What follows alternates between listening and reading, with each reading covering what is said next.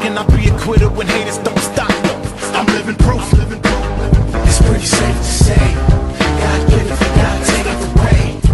It's the worldwide American way. I'm living proof.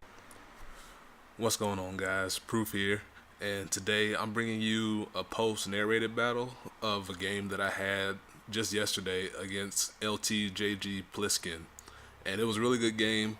The luck swung in my favor, which is always handy, but that's the nature of the game. But I thought the game was very, very good, and this is going to be my first game or first video that I've recorded with my new microphone that I just purchased. So let me know what you guys think of it. I think from testing it's been a really good investment for me. It's going to be a really good investment for me, as long as I can get used to the blue light flashing in my eye. But the team I'm using is it's a new team that I've been messing around with. Memo Swine just dropped down to UU not too long ago. I definitely wanted to try it. I've always wanted to use it, but it's always been OU for the longest time. So I finally get a chance to use it, and I definitely wanted to get my hands on it. And it's Never Melt Ice Memo Swine with Stealth Rock, Icicle Spear, Ice Shard, and Earthquake. We got the bird, Pidgeot, Mega Pidgeot. It gets no guard, so it has Hurricane, Heat Wave, U-Turn, and Roost. Especially defensive Empoleon for default purposes, and give myself a counter and a check to Mega Bird, opposing Mega Birds. Excuse me. Especially defensive Florges, Cleric, Wish Support, Sub, Calm Mind, Chandelier. It's good for going against stall teams to have this handy for their ghost types if they give me a chance to set up on things like Blissey and other slow mons that are hard to maneuver around. And then Curselax. It's another thing or another Pokemon to get me past heavy stall teams, especially once I get their ghost out the way, which Chandelier helps me with. And I really love Snorlax. If you guys listen to any of my podcasts, you know it's my favorite Pokemon, and definitely is my favorite Pokemon, one of my favorite Pokemons, along with Dragonite and other things. And looking at my opponent's team, the biggest threat that was on his team was that Feraligatr, because Sheer Force Dragon Dance eats through my team once it's weakened. And with Empoleon giving Stealth Rock support and Chestnut giving Spike support, it was my mission to keep Spikes off the field and to try and get, at the very least, Empoleon and Chestnut out the way to make way for Snorlax if I could, or to try and weaken up or trying to get Empoleon out the way so Pidgeot can spam Hurricanes all game, provided his Mega Aerodactyl was weakened.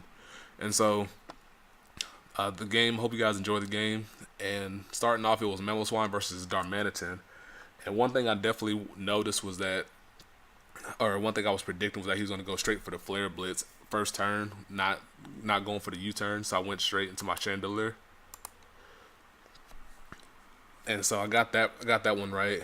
And thinking that I could sub, but it's too early, I just went ahead and fired off a Flamethrower just to put some damage on something. And not knowing what kind of Hydreigon this was, I switched out to Empoleon just to absorb the hit, and it turned out to be, it seemed like a Scarf variant. And so right here, I switched into Chandelier, thinking that he was going to go for a Flare Blitz again. Even though I know I went to it before, I tried to check his rate, and then he was a good player. So I figured he was either going to U-turn out or go for a Flare Blitz again, thinking that I was going to stay in with Empoleon or switch to another Pokemon besides Chandelier if he did go for the U-turn, or he's gonna go for the Flare Blitz again to try and catch me, thinking he wouldn't go for it again. And so he Earthquakes, and then I lose my Chandelier like very early in the game. It would have been extra handy going against the likes of Chestnut. It could have came in on Chestnut and got up a sub for me and just started setting up and firing off Flamethrowers and Shadow Balls and things like that. But Chandelier is gone, so I have to work around it. I immediately bring in my Mega Pidgeot, knowing that it's locked in the Earthquake. And so I expect him to switch out, so I Mega Evolve and go right for the U-turn. With Chandelier, I don't have many effective ways of getting around Empoleon because I'm not using a fighting type on this team. That's one of the holes this team has, but it's been very good otherwise. I'm going to try other things if I choose to continue on with this team, but it's approaching the benchmark for me, so it might come with nicknames next time. You never know, because this one it hasn't earned the nicknames yet, even though it's been really good for me. So I go right into Mammal Swine, and knowing that he's been predicting a little bit, I expected him to switch out into either Hydreigon or Aerodactyl. And so I go right for Icicle Spear, but he stays in, and that annoyed me. But that's what you can do. He got me that turn, and he decided to set up his Stealth Rocks. So thinking that he was going to switch out, I go ahead and get my rocks up on the field, and Chestnut comes in. I wanted to get damage off on his Chestnut, knowing that I didn't want to get a lot of spikes on the field. So he goes right for the Drain Punch, which put a big dent into my Mammal Swine. So I knew I had to save it for later, especially for that Aerodactyl and at least the Hydreigon. So I go on the Florges here, and I expected him to switch out into something, so I wanted to try and get up a Wish just to heal up one of my Pokemon. And he reveals Leech Seed, which I expected because Chestnut, especially those kind of Chestnuts, usually come with Spikes, Leech Seed, Spiky Shield, or Seed Bomb and Drain Punch. And so he blocks the Hurricane, and then I go ahead. I didn't U-turn that time, thinking that he was going to try and stay in, predicting me to U-turn, even though it was pretty a safe switch otherwise. And he scalds on the incoming Napoleon, and so I go ahead and scald myself, fishing for a burn.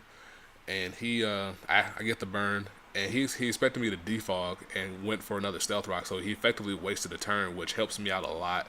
And so now I default this turn just to give my Mammal Swine another chance to switch in, and give my Mega Pidgeot another safe opportunity to switch in later. And so, expecting him to switch, I go for another Scald, and I nail the Darmanitan. Unfortunately, it wasn't enough to KO. And as you can see, he's super powered there. What I was thinking was that, honestly, I knew that with Darmanitan in on the field without Chandelure anymore, he was free to throw Flare Blitzes around.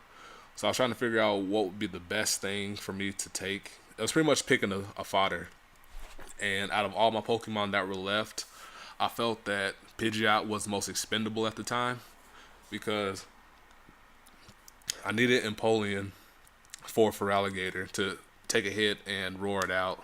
I needed Mammal Swine to check Aerodactyl and Hydreigon, and Florges to also handle Chestnut. Florges can handle Chestnut and Florges, or not Florges, but Chestnut and Hydreigon. And Snorlax was there as another check and counter to Hydreigon, and it gave me another switch into potential Flare Blitzes once I know what Darmanitan had was locked into. And so that's why I felt best to switch into Pidgeot. It wasn't going to be doing much with Aerodactyl and Empoleon still relatively healthy. And so that's why I picked it to switch in and take the blow for me. And so I bring in Mammal Swine here with the intention to Ice Shard, not knowing what he was going to switch into or if he was going to switch at all. I wasn't sure if he was going to predict around me. And he brings in Empoleon. I go ahead and Earthquake it. I didn't want him over predict and just went for the safest play possible. And so with Aerodactyl, I'll go straight into Empoleon because I know it takes all hits that don't, or all Aerodactyls that don't have Earthquake. I Scald next turn, and he brings in Chestnut, and Scald gives me another burn. It was very friendly to me this particular game. And so he switches out, and he predicts right that time and goes right into his Darmanitan. I thought he was going to go, I don't know why I didn't Scald again that turn. I guess I was expecting, there's no reason for me not to Scald that turn. That was a misplay on my part. So I could have killed off this Darmanitan without getting any extra damage on any of my other Pokemon. But since Florges is in, I know that it's Choice Scarf at the very least. It definitely wasn't Bandit. And so I go ahead and I protect this turn just to see what it's going to lock itself into. And I go into my Snorlax because I knew I could take the hit and kill off at the same time, assuming he went for it, which he did. He didn't switch, thankfully. And so now that Chestnut comes in, I switch out immediately, and he goes for a Leech Seed here. And with Florges in, I decided to throw up a Wish instead of going right for the Moonblast. I should have Moonblast right there. There was no reason for me not to Moonblast because even if I could pass the wish over to a Pokemon, like Aerodactyl wasn't gonna come in. So for Alligator gets a free switch in, and I knew that I was in trouble, so I go right into Empoleon because it was healthy, and he DDs up, and to see how it did 65% with that crunch. So thankfully my Empoleon is bulky enough, even though especially defensive, to take the hit and to roar it out.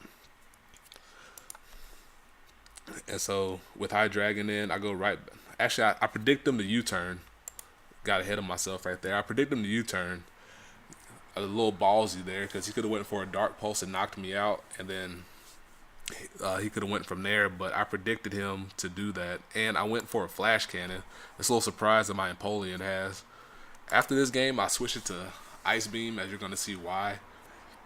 My reasoning behind Flash Cannon was to give me another hit or another attack to hit fairies for super effective, because I don't have very many ways to hit them for super effective, if at all, / at all.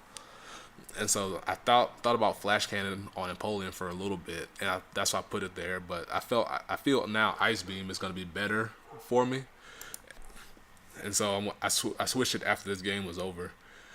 And so see now, if that was Ice Beam, it would have killed, but he was able to Leech Seed me and to absorb get some health back.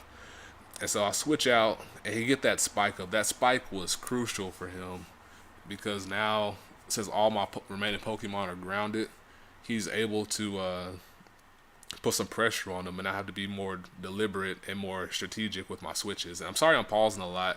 I just wanted to. It goes really fast, and it's not alive, so I don't have the time to talk about my thought processes going through it. So I hope you guys don't mind too much. And so I'll go right for the Moonblast, finish it off here, get another turn of leftovers, which helps a lot. And so with Feraligatr in, I knew he was going to set up the DD, and so I go right for the Moonblast just to deal some damage to it. And I saw how much that did, and my only chance of beating this Feraligatr was for Florges to live a waterfall that was incoming. And thanks to Sheer Force, I don't run the risk of it flinching me, because the way Sheer Force works, for those that aren't familiar, is that it removes the secondary effects of your attack to increase the power by 1.3 times, I believe. And so Waterfall's secondary effect is that it has a chance of making the opposing Pokemon flinch, so make it not move for a turn. So I knew that I was guaranteed to get an attack off, provided that I lived.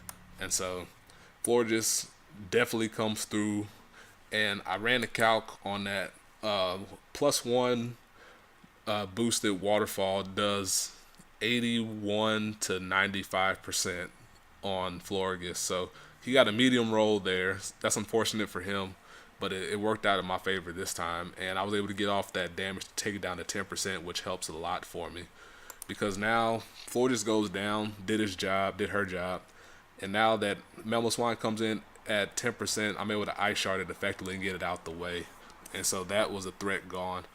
With Arrow in, I knew that I needed it for I needed to bring it Empoleon somehow. And so I knew there was time for me to sacrifice Mamoswine for the greater good. And so if you guys remember from before, he used Aqua Tail last time, and Aqua Tail did 21% to me. And so he paused for a bit here and probably ran some calcs and figured the best move to take. And so at 23%, you can't see it here, Empoleon was at 23%. Aqua Tail probably wouldn't knock me out at that range of HP. And I don't remember the calc off the top of my head, but I think Aerial Ace, provided that he had it, would have did more. But anyway, my last chance of winning was for Empoleon to survive an incoming attack and kill off Aerodactyl with the Scald here. And so he goes for the Stone Edge and whiffs on it, and that pretty much seals the game, provided that High Dragon didn't flinch me to death.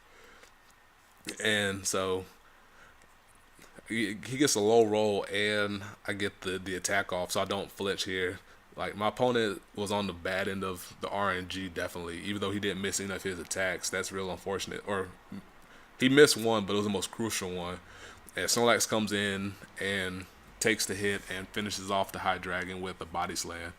And it was a really close game. Like, the RNG was in my favor, but there's been many games where the RNG wasn't in my favor, and you gotta just roll with the punches and hope for the best.